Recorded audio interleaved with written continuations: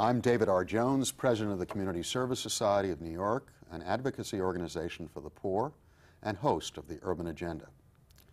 For the 150 years of its existence, education had always been a central concern of my organization because it offers the best way out of poverty. But these days, public education is under siege. It is threatened on all sides by exploding student population, sharply reduced government funding, and initiatives for alternative schools. Has the public turned its back on public education? Is this last best avenue out of poverty being closed off? For the answers to these and other questions, we have turned to William C. Thompson, Jr., President of the New York City Board of Education.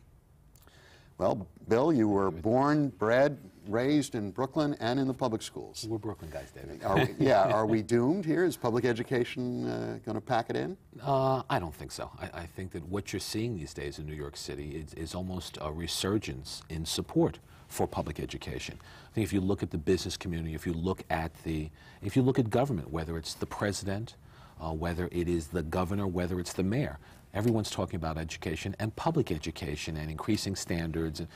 When you start to look and you look at some of the poll numbers in the last election for president, and you saw that crime might have been a major issue, but in some polls, education outpolled crime as the #1 issue with the public. So I think education and public education are in the forefront still. But are the public and the politicians willing to put their money where their mouths are? I think that what people are looking for, and the politicians across the country, what people are saying is, yeah, we'd like to give money to public education, and you've seen instances where there is additional dollars being funneled to education this year on the city level and the state level. The federal government's talking about new initiatives, but people want to see results also. For over a period of years, money has gone to public education, at least in the 80s, increasing amounts with declining results. I think people are looking to hold those of us in the education field, hold us accountable for the money that we get. Now, in getting accountable, I think one of the things we're concerned about from the Community Service Society, obviously, is when we did a little monograph looking at where qualified teaching resources were. We had real difficulty finding certified math and science teachers, for instance, in Brownsville and the South Bronx. Can we really ask for, significant improvement in outcomes if we have teachers teaching math and science, for instance, who couldn't pass the tests that are the basic requirements with a kid?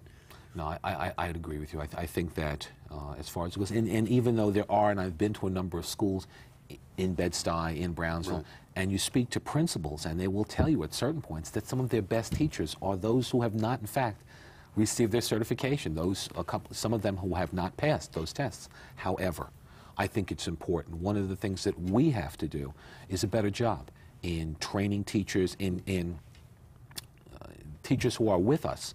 We've got to get control of professional development. For a long period of time, the Board of Education has farmed that out and has said to the UFT, you train the teachers. I've said we work well with the UFT and work very closely with Sandy Feldman. I don't think there's a business in America, though, that says to its union, you train my people and then give them to me, or you train my people as we move along. We've got to increase professional development. We've got to get a larger number of certified teachers in our classrooms. Not even that. We're talking now about increasing standards. Well, we're going to have teachers who can teach up to those standards. Right. So we're going to go through a period over the next few years of trying to increase not just what our students learn, but what our teachers know and can teach to. Now, this is just a personal question. Suddenly I hear we're going to have 600 schools again. This is a term from right, showing my age. 600 schools, for those in the audience too young to remember, were where incorrigible kids were sent when we were young. What do you think about this? What's okay? What we approved and last week, right? What are called SOS schools, second opportunity schools, and what we're doing is we're creating 6 of them, 3 of them on the junior high school, 3 of them on the high school level. I think the thing that's come to the greatest attention, the 3 on the high school level, right? Because in fact, what we've done is to. If you look at what the Board of Ed's tried to do over a period of time, you mentioned 600 schools, and we both kind of cringe. You remember it when we were kids. Sure. Oh, 600 schools. There have been a number of different names. The last name the last incarnation it had was a Crossroads program that we voted a few years ago when Ray Cortines was the chancellor. Right. The board just hasn't done a good job at not just, you just don't want to take children out of schools that they're in and put them in a separate setting, which has to be done. Kids with guns, kids with weapons, kids who are disruptive, you got to get them out of the setting because in fact what they do is, it's not fair to the kids who come to learn. Right. To our young people who come to school for an education, it's not fair to them. Yep. But what we've done is to take them out of those settings in the past, put them in a different setting, and really not done much. Right. So as a matter of fact, they've become, over a period of time, just kind of like holding areas. For prison. It's called, you sit there right. and you wait, spend the day, and then go home. That's not what we want to do. Right. So what we've done is to bring in some nonprofit organizations. We are overseeing that, but we're letting them run these second opportunity schools. Organizations like Wildcat and others who have done an excellent job with troubled young people in the past. Right. You're going to have a combination of some of our teachers, some of their people. It'll be at least run by them, and in fact, it is not just education, but we're trying to bring in place also additional psychological counseling components to work with students right. to try and get at some of the root problems of what they have. So you'll focus and give them intense educational assistance, but at the same point, you're not going to ignore the fact there are additional problems here other than just educational problems. So now, for a change, you're trying to put them all together. Yes, you will still get those young people out of the school setting that they're in now where they've created a problem. You'll put them in, and we're going to go over each student on an individual basis and review that student's history. Maybe it was an aberration, maybe something happened, maybe there was but then again, maybe this is a history of problems. Get them out of the setting, put them right. in SOS schools, and then be able to focus on that young person. So that's what we're looking to do. And then the hope is that they'll be in this setting for a year. And then hopefully they can come back to a regular school setting. So you're not just throwing them away. Now, let's talk about the other thing that's, I think, in the public consciousness now, which is the fact that we're exploding at the seams in terms of population. We're well over 1 million now, I believe, in terms of school kids. Almost 1.1 million. And we're going to grow at a rate for 20,000 at least. And we already know that we don't have adequate space and teaching facility for that many. What are we going to do here? And who's paying attention? I think that what you're doing, and it's kind of a combination between the board, between City Hall and the mayor. At a certain point, in addition to that, the Speaker of the City Council and the members of the City Council have weighed in. So there's been additional money put in for capital. Number one, if you looked earlier in the year, there was $1.4 billion, excuse me, over, I think it was a 3 or 4 year period of time that's put in, I think it's 4 years, that was put in the capital budget. That was designed, that was purely for exterior watertighting, windows, roofs. $1 billion for just to do waterproofing. Over a period of time, because you have to, because what happens is you have a leaky roof, or you have windows that leak, you lose a classroom, or you lose 2 classrooms, or you lose 5 classrooms because you weren't able to keep that building watertight, so you lose classroom space. You couldn't afford to lose any more classroom space. We have school buildings, a substantial portion of the system has school buildings over 50 years or over 100 years. So what you've done is, there's money that, in addition to the capital budget that we have, that was put in just to watertight, and so you wouldn't lose additional classroom space. There's additional money that's proposed for the capital budget also that the mayor has recommended, so that we can do, and that is more short term. So we will be back in leasing, so that, because in leasing you can turn over seats a lot faster. So that in addition to that, you'll have modular units that you'll be able to bring in quickly, that you'll have transportable units that you'll be able to bring in quickly, so that those areas of overcrowding, and the press liked to play last year with numbers. There are 90,000 kids without seats. That wasn't true. That was an absolute, you take exaggeration. Well, you take a number and you make it appear, and you make it what you want it to be. There were, however, you had pockets of students or pockets of overcrowding, a lot of it based on immigrant growth. New York has had a large influx of immigrants from around the world in the last few years. It shows up in our school system. So what we've done, you can look at where the growth, you can look where the problems are, you can try and deal with it short term with additional transportables and modular units so that there's seats for students, so that they will be taught in a decent environment. Is it long term at this point? No. I think that there's some proposals on the state and federal level. There was one the president put forth to help underwrite or help cut the cost of interest for bonds being issued. It would allow us to maximize dollars also. Some of those are more long-term goals. So you're looking at short-term to provide seats. and then you're starting to look at some of the long-term things. You know, we've been concerned with equity at Community Service Society for a long time. I guess I got particularly enraged, one prior chancellor, when I saw the plans for the new Stuyvesant High School, which I'm a great fan of. But when I heard the bridge alone was $13 million, and then I visited Prospect Heights as a principal for a day, which was, you know, clearly showing signs of being decrepit. How are we prioritizing this system, and who gets what? Are we just, you know, are the children who are in most desperate need getting less than those in more advantaged neighborhoods where the political clout is more? How do we deal with this? The one thing that I can say for this board that's there now, right. For my colleagues, fairness, issues of equity, issues of access and equal treatment of students across the system, something that we focus on all the time. So that whether it is capital dollars, that you try and look at things on a need basis, so that you look at building, I mean, how are we using repair dollars, how are we using some very few modernization dollars. You're looking at where it needs the most. Sometimes it may be, and in Brooklyn at times, I've had to, you know, you sit back and say, well, at a certain point, our capacity needs aren't as great as, say, Queens and the Bronx. Well, you take a step back because you're looking at one school system and you try and be fair about that. On the expense side, and you know, looking at some of the formulas over the years that people say aren't equitable, that treat school districts differently, that reward, in fact, some people say that certain formulas reward failure. Some say they reward success. Some say they reward middle-class school districts or richer school districts.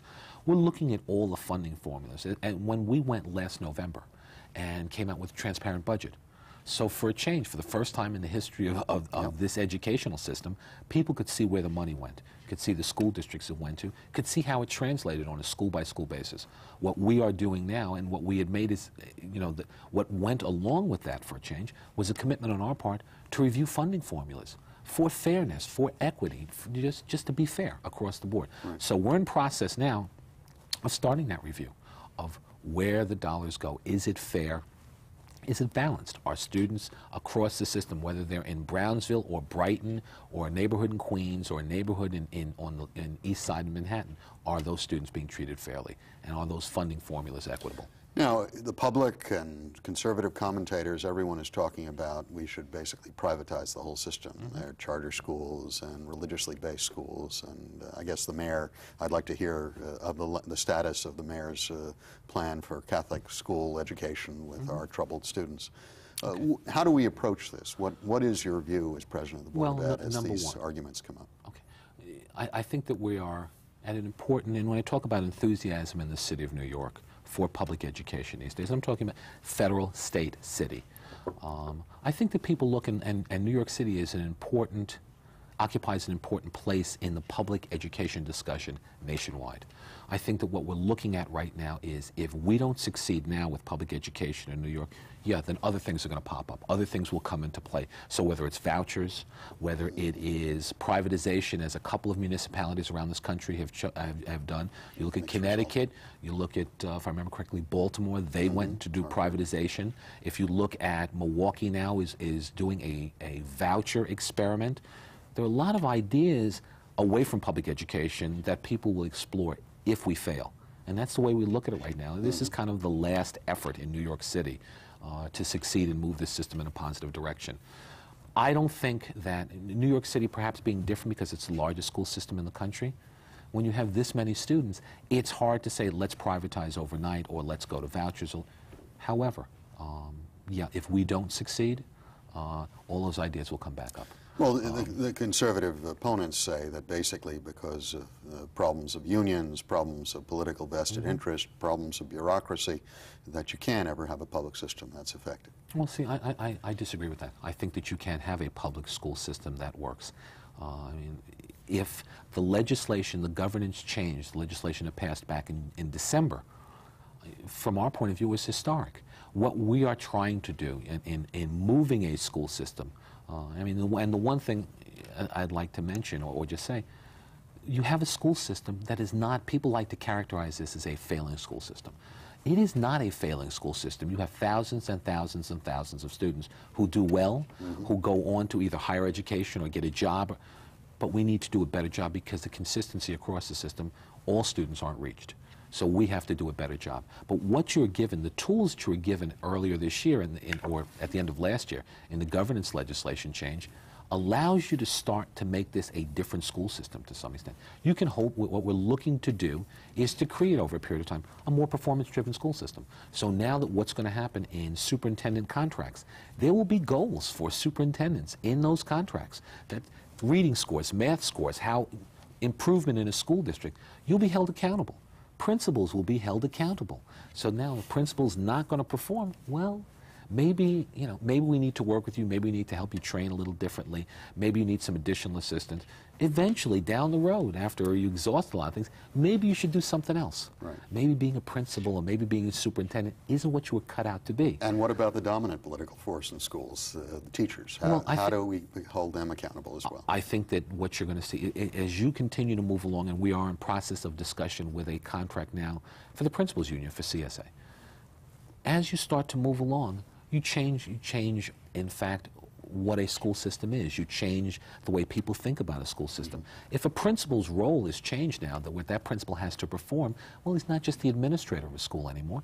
He's the master teacher in that school, he's the educational leader, working with teachers to help bring them up to snuff.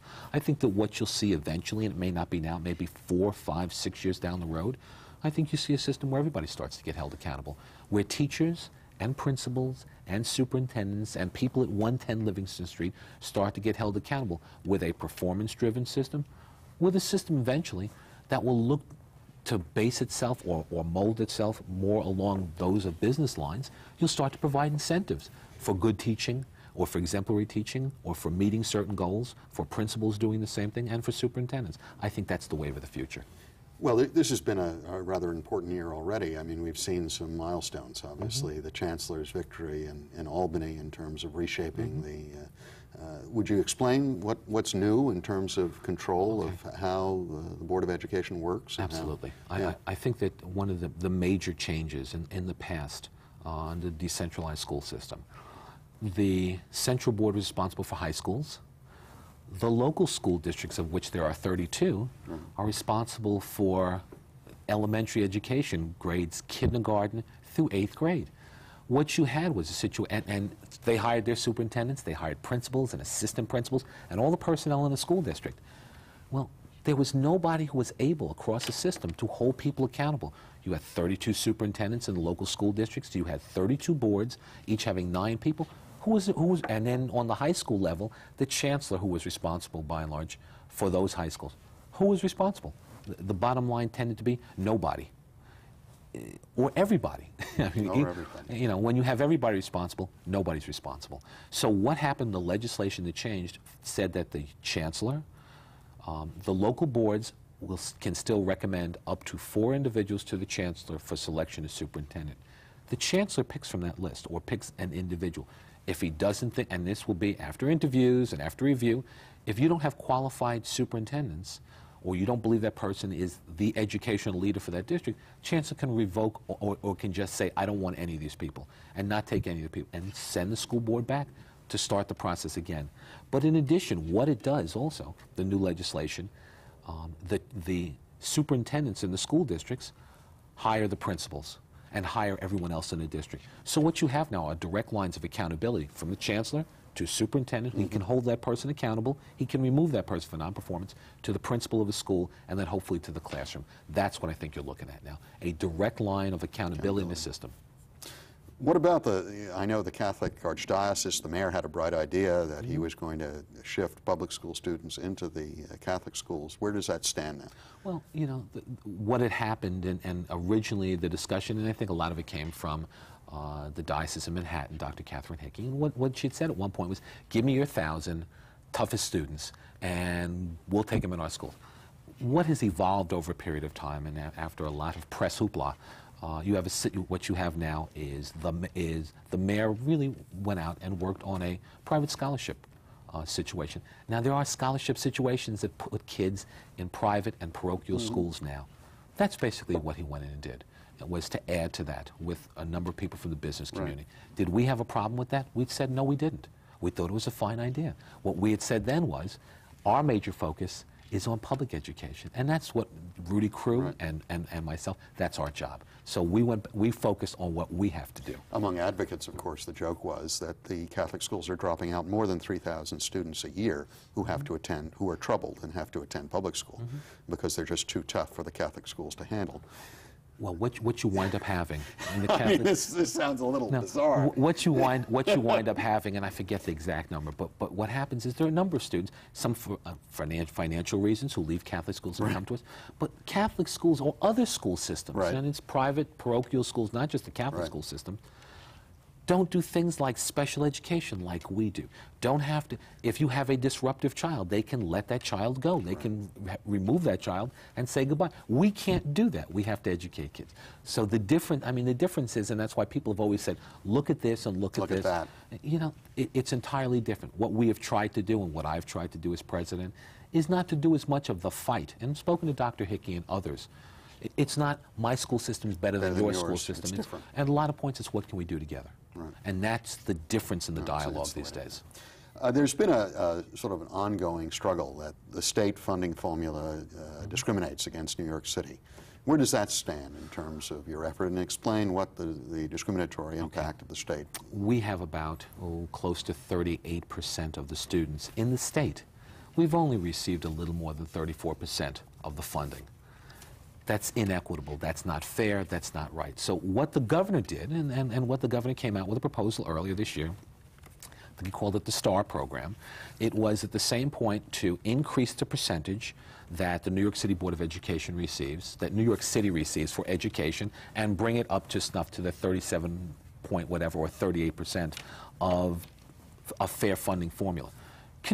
And balanced against for other areas, it was property tax relief. So they would in fact reduce outside of the city in more suburban areas, they would get property tax relief as the balance against that.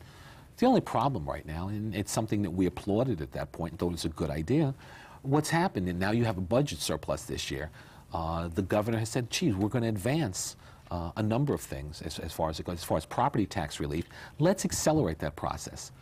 But at the same point, the process to accelerate a more equitable treatment of New York City public schools has not accelerated. So we have a problem with that. We don't feel in that situation, if you're going to accelerate one side, you should in fact accelerate the balance. We should receive additional dollars this fiscal year. Number two, we have received probably about $85 million extra, except when you balance it off, what the additional dollars going to public schools or schools across the state, we're probably only getting about 28% of the increase also.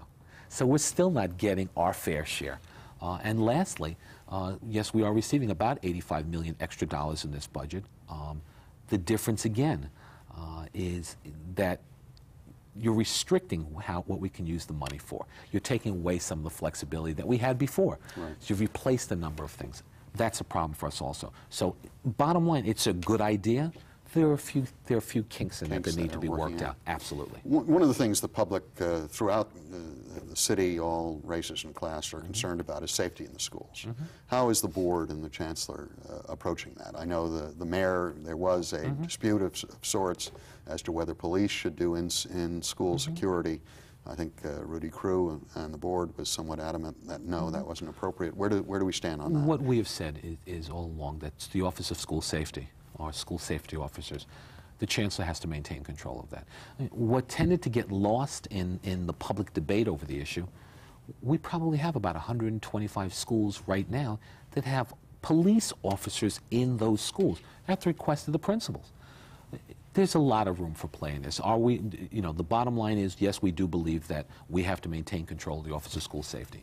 At the same point, we will work and have offered to work, and I'm still having discussions with either City Hall or with the police department, just so we can maximize all of our efforts, so we can at least guarantee the safety of our students, whether it winds up being safe corridors to school, whether it winds up being a coordination between school safety inside and the police outside, whether it means in some very troubled schools that you have police inside those schools. There's a combination that can be done. So we haven't ruled anything out. The only thing that we've said in the long run is the chancellor and the board have to maintain control of the Office of School Safety. In a more general way, I mean, we grew up in Black Brooklyn. We know about that. in my time, at least, we saw the removal of resources, basically because the schools became predominantly minority, at least in the districts that I know about. Are we seeing some of that here? Is it because the student body is overwhelmingly minority children that we're having some political difficulty getting support for this, in your view?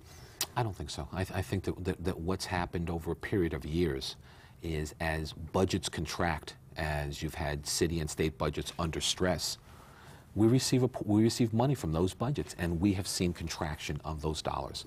I think that everyone agrees, though, whether it's the elected officials, whether it's the business community, that those students in the schools, and they are at this point now over 80% African American, Latino, and Asian American. I think that they're looking and saying, well, that's the workforce of tomorrow in New York City. We need a trained and educated workforce. So I don't think at this point it is a question of who is in those schools. I think everybody agrees, whether it's elected officials, whether it's the governor or the mayor or the champ or the business community, we need a trained, educated, up-to-speed workforce that's ready to deal in the next century. This raises a question. Clearly, I think the U.S. office and the White House have estimated that it's going to take about $50 billion or so nationwide to get every child to computer literate, basically. There's some big costs coming up in the future of an educated individual for the 21st century. How is the Board of Ed and our school system rating? When you have, right now, I think that we're on a scale of 1 to 10, probably about a 2. That what we have done, I mean, for the first time, we're at the end process now of taking an inventory. What exists in the schools? Because each school district has been able to shape its program. You have to figure out what's in your school system first, computer-wise. Right. Where are the computers? What can be taught? You know, the teachers who can teach technology in the schools. So what do you have first? What has been proposed, and what the mayor proposed in the state of the city, along with the chancellor, was a program. So the chancellor tried to focus and segment grades 4 through grades 8 at this point, an extra $150 million to try and put computers in all those classrooms. Well, thank you very much, Bill. It was very interesting. Public schools in New York City are in deep trouble. They are starved for resources. Students need to get a first-rate education, something that generations of earlier residents took for granted. But it's not too late to turn the system around. It will require real dedication and cooperation on the part of politicians, educators, parents, and the public at large. But the city's public education system can be made to work again. This is David R. Jones saying goodbye for the Urban Agenda.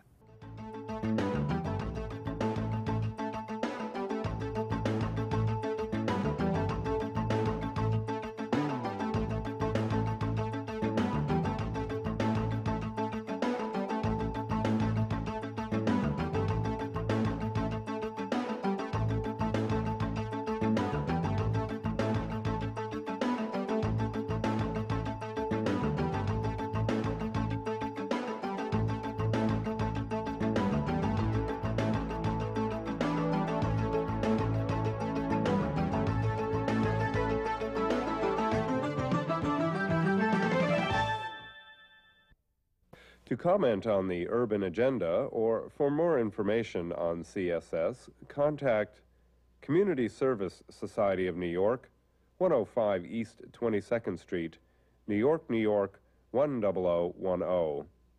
Area code 212-254-8900.